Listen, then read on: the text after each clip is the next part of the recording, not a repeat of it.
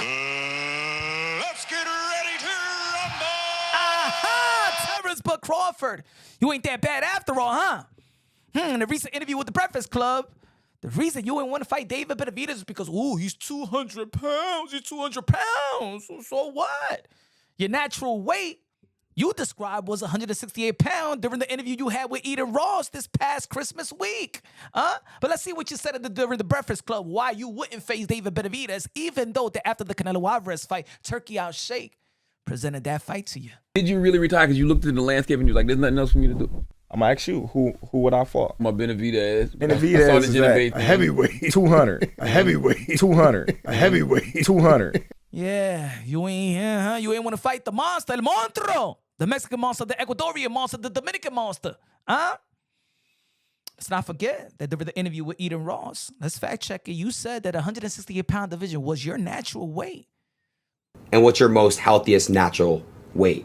Where you feel the best? What was the secret to doing that, bro? Like, that's a... Yeah. So why? Why did you retire? Why do you retire? As a matter of fact, to be honest, shout out to Terence Crawford, 5-division world champion, 3-division undisputed world champion, of course, 38 years old. Does he have anything to prove? No, he don't have anything to prove, just like Canelo Alvarez didn't have anything to prove to fight you, but he still gave you the opportunity. And still during the interview with the Breakfast Club, you was trying to say, like, what's the reason for you to fight Boots? So there was no reason for you to fight David Benavidez because he's 200 pounds. And this is why the people need to give a lot of credit to Demetrius Andre coming from 160-pound division and facing David Benavidez. And I understand a lot of y'all like to shame Demetrius Andre and guys like Jermall Charlo because, of course, they are linked to Canelo Alvarez, in which Canelo Alvarez has 80%, 90% of the boxing fans in this side of the pond. So anybody that attached their name or challenged Canelo Alvarez wouldn't get the benefit of the doubt in terms of the fans giving those fighters the benefit of the doubt. You know what I'm saying? They can't beat the narrative. They can't. They don't have enough people, enough support to debunk any narrative. So of course, they shame Demetrius Andre to fight David Benavidez, but they don't shame Canelo Alvarez, right? No. They don't shame Terence Crawford after beating Canelo Alvarez and him being bigger than Canelo Alvarez because in all actuality, just like Terence Crawford said, he's not a natural 154, 147. Let's fact check a little bit of as well, because he said this multiple times. Give me a second, ladies and gentlemen. Let's see the text. The text. Terence Crawford has repeatedly said that 168 pounds feels like his natural, comfortable weight class. He's mentioned struggling with drastic cuts at lower weights in 147, 154 for years, especially as his body matured. Key points from Crawford's comments. He has described making 154 as killing himself with tough cuts, while at 168 he has more energy, can train harder, and doesn't lose muscle or strength. I mean, there's a reason why, you perform very, very good versus Canelo Alvarez. Yeah, it was a little bit of a boring fight and stuff like that. And Canelo Alvarez, he got beaten by Terence Crawford, the better man with the IQ. The thing about Canelo Alvarez, let me say it like this. Canelo Alvarez is great, one of the greatest that ever laced him up. And Terence Crawford, one of the greatest that ever laced him up, top 25, right? But Canelo Alvarez is not hard to figure out. We all know that Terence Crawford here is better than Canelo Alvarez. Canelo Alvarez don't have a style that is hard to figure out. He's not a hard puzzle to figure out. He's just a tough, skillful dude, but of course in a decline. David Benavidez is not that easy. We all know that David Benavidez, people scared of David Benavidez using his weight as some type of way out to excuse yourself from not fighting him. But with the Boots situation, in which he was trying to say, what does he gain by fighting Boots? What would I get out of fighting Boots? What would I get? He ain't no champ. What did Canelo Alvarez would have gained by fighting you and beating you? If Canelo Alvarez would have won, it would have been a lose-lose situation. The same acknowledgement and the same respect that he got by beating Jermall Charlo which was none. He was not going to get no respect in beating you, Bud Crawford, but he still gave you an opportunity. This is the only issue that I believe that Terence Bud Crawford has compared to the other greats, is that he wouldn't give a young, hungry lion the opportunity. He goes the whole career saying that everybody ducked him, that everybody didn't give him an opportunity, that, oh, no, nobody ever, let's be real, let's be honest. That narrative needs to end right now. To become a 3-division undisputed world champion does not reflect on you not getting an opportunity, because to be a 3-division undisputed world champion, unified champion, all of that, that means you had a lot of opportunities to become a world champion, to unify the world championship, and to undispute the world championship. Let me tell you something about not getting an opportunity. This is the real definition of not getting an opportunity. The middleweight division had, Canelo Alvarez had 3 belts. Demetrius Andre had 1 belt. A middleweight undisputed bout could have been with Demetrius Andre versus Canelo Alvarez. He didn't get an opportunity. That's not getting an opportunity. That's not getting an opportunity to unify the titles with Triple G. Charlo not unifying the titles with Demetrius Andre or Triple G. That is the lack of opportunity of, Jamal Charlo was a mandatory to Canelo Alvarez, but he get the WBC franchise. That's a lack of opportunity, but he did get his opportunity because he should have fought Canelo Alvarez instead of Jamal Charlo, but because of mental state, so they excuse him. But I give you a real definition of not getting an opportunity. You got an opportunity to face Canelo Alvarez. Even William Skull got an opportunity to face Canelo Alvarez for an undisputed bout. Why wouldn't you at least Canelo Alvarez, I'm sorry, at least Floyd Mayweather gave Canelo Alvarez an opportunity, even Victor Ortiz an opportunity. Young fighters. You know what I'm saying? At least Oscar De La Hoya gave Floyd Mayweather an opportunity and gave Manny Pacquiao an opportunity as well. At least Larry Holmes gave Mike Tyson an opportunity. You know what I'm saying? And Muhammad Ali gave Larry Holmes an opportunity. At least that Hector Camacho gave Oscar De La Hoya an opportunity, or Julio Cesar Chavez gave Oscar De La Hoya an opportunity. At least Sugar Ray Leonard gave, who was it, Camacho an opportunity? Or it was Duran that gave Camacho an opportunity?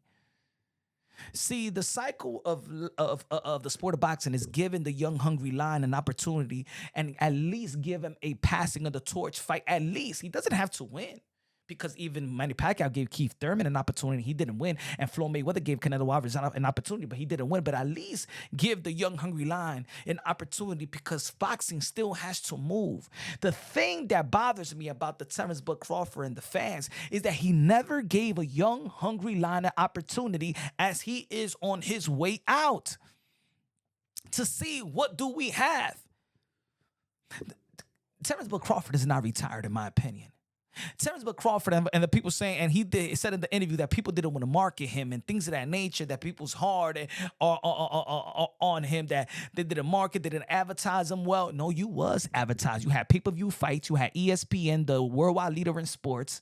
See, the reason why Terence Bud Crawford didn't become the star in which his skill set deserved that notoriety and the brand is because Terence Bud Crawford in the past was not doing what he's doing now. Terence Bud Crawford is in the World Cup. Terence Bud Crawford goes to all the award ceremony. Terence Bud Crawford is streaming with the Eden Ross of the world. Terence Bud Crawford is outside.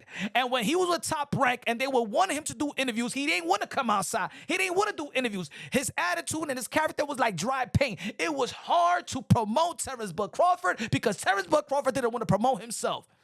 It's not because he didn't get the opportunity to not be who he is today.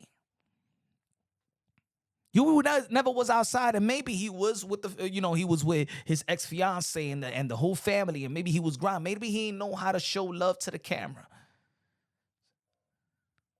He never gave a headline interview. It was on him. Nobody kept Terence Bud Crawford for that. Oh, the welterweights was blocking him. No, it was not, because he the one that signed the extension. And it is what it is. You signed the extension. Put it this way. It's almost like you want to fight with Canelo Alvarez. You're going to have to do business with Turkey Al Sheikh at the time, right? You know exactly where to go to get your shit. You know exactly where to go to get your money, right? So when it came to the PBC and you being a free agent, you know exactly where to go to get those fights, to get the Keith Thurman, to get the Manny Pacquiao, to get this and get that. At the time that you signed the extension, you know where to get that work.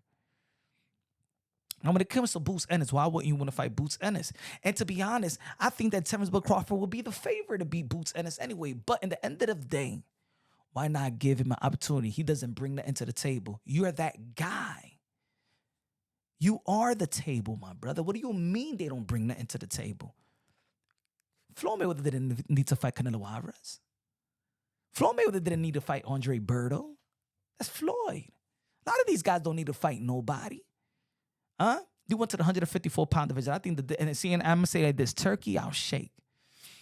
This is why I stress, leading up to the Canelo Alvarez fight, that this is a lose-lose situation. It does nothing for the sport of boxing. It only does something for Bud Crawford. Because if you would have kept Terence Bud Crawford in the 154-pound division and would have make up a 154-pound tournament, especially the way that Bud Crawford performed versus Majmov in the 154-pound division, in which he looked at ordinary, it would have gave that perception illusion. It would have been sold that a Terence Bud Crawford versus Boots Ennis is just as good as any other fight in the sport of boxing. Because of the illusion. The illusion and perception sells just as much as reality. I understand when Bud Crawford said, well, Canelo Alvarez, I beat Canelo Alvarez. What's next? What was next was there was a guy out there that people felt that could beat Canelo Alvarez, that was really the boogeyman, that was really the best at 168. His name was David Benavidez. That's arguably. But we all know who was the biggest threat at 168. And it was not Canelo Alvarez. It was David Benavidez. See, people have used this too much of an excuse of, oh, but David Benavidez is a 200-pounder, blah, blah, blah, blah, blah, blah, blah. But what about when Canelo Alvarez used that excuse? We ain't gave Canelo Alvarez a break. When Canelo Alvarez used that excuse, we didn't give Canelo Alvarez a break. And then you beat Canelo Alvarez. You can't use the 200-pound excuse. You can't. Doesn't matter if you rehydrate. You got snack anyway. And he got what? What he got? Mama, who cares? Who cares? See, folks, we can't criticize one and give the other one a pass. We can't criticize Canelo Alvarez for stating in one of the interviews saying, well, he's 200, he's going to rehydrate 25 pounds. And criticize, chastise, devalue, shame Canelo Alvarez, but then Terence Bud Crawford beats Canelo Alvarez, in which he said he was a natural 168-pounder. So guess what? Why did you run from David Benavidez? That would have been just as big fight. And Turkey Al Sheikh supported that fight. He the one that put a question on it. Oh, he's big. Well, nobody gave Demetrius Andre any break because he fought David Benavidez and got. Maybe that's the reason. See, Terence Bud Crawford knows Demetrius Andre very, very well. They go way back. We know that even Canelo Alvarez said that Demetrius Andre versus David Benavidez was a 50-50 fight. And I remember after the fight, in the lobby of the hotel, Demetrius Andre told me, Canelo Alvarez ain't never going to fight David Benavidez after he saw what he watched. But also Terence Bud Crawford, knowing what happened versus Demetrius Andre and David Benavidez, he know he wouldn't fight no David Benavidez. So all I'm saying is Terence Bud Crawford had another big fight lined up. That was the next fight that Turkey Al Sheikh did present to the world. And he retired. That means that you was going to fight Janabek after that? And then who? Lara after that? So you was not going to give the young, hungry lion like a Boots Ennis or Virgil Ortiz, who's been sniffing y'all necks since the 147-pound division. Matter of fact, it's good that you retired because you never would have gave those young, hungry lion a chance. You ain't doing that. Yeah, it's one thing. This is why I loved Oscar De La Hoya as being the poster boy at the time, because he fought anybody, any place, anytime. He even fought Hopkins, and he even came back down to fight Manny Pacquiao and gave Manny Pacquiao the weight that he wanted, so there wouldn't be no excuse. I like fighters that's in position and do something for the sport just as much as they doing for themselves. We don't have that today in the sport of boxing. It's all about self. Or what it do for me? What it do for the sport if you will fight Boots Ennis as well, my brother? You're the one that cried all the time that you don't get the respect that you deserve and stuff like that. You got in every opportunity, but you don't want to give none. That's why you always been in your biggest fight, the B side. In your biggest fight, how about this could be your first A-side fight, a real A-side fight and a mega fight. What it does for you, what it does for the sport. We need more fighters that does for the sport. Just like Amanda Serrano on the female side. She does what does for women's boxing. And what she's doing for women's boxing is also elevating herself. Too many selfish boxers in the sport today. And the blueprint wasn't about being selfish. That wasn't the blueprint. Let me know what y'all think. Subscribe to the channel, smash the like button. Love you, God bless. Let's punch you on boxing and on to the next.